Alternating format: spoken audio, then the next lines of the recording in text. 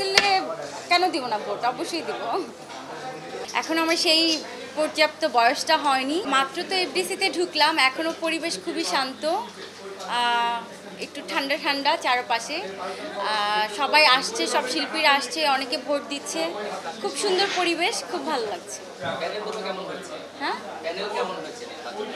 নির্বাচনের প্যানেল তো আমার দৃষ্টিতে ভালোই হয়েছে। যারা দাঁড়িয়েছে তারা সবাই আমার খুবই প্রিয়, সবাই আমার কলিগ, আমার খুবই কাছের। সবার সাথেই আমি কাজ করেছি। আমার পছন্দের অনেক শিল্পীরাও দাঁড়িয়েছে। আমার কাছে ভালোই লাগছে, একটা জমজমাট, একটা মনে হচ্ছে একটা উৎসব উৎসব ফিল হচ্ছে। অবশ্যই ঠিক করেছি কাকে ভোট দিব, এটা একদমই আমার পার্সোনাল, ব্যক্তিগত।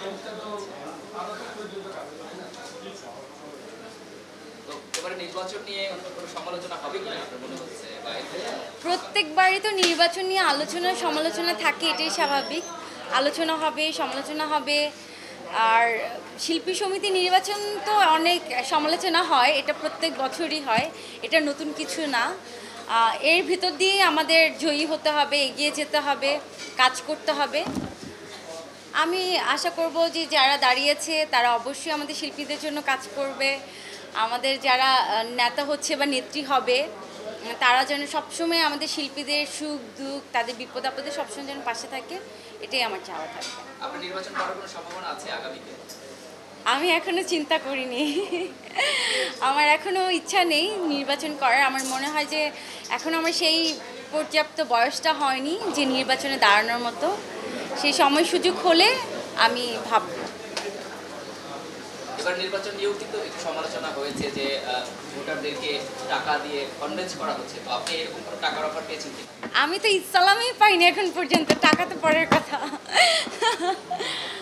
আমি এখন পর্যন্ত ইসলামই পাইনি।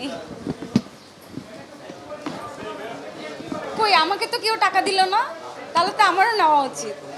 টাকা দিলে কি ভোট দিতেন? টাকা দিলে ভেবে চিন্তে দেখতাম আর কি। টাকা দিলে কেন দিব না ভোট, অবশ্যই দিব। শিল্পী সমিতি আসলে শিল্পীদের জন্য কি করতে পারে বলে আপনার মনে হয়? শিল্পী সমিতি শিল্পীদের জন্য যা করণীয়, যা আমাদের রুলসে আছে তাই করা উচিত।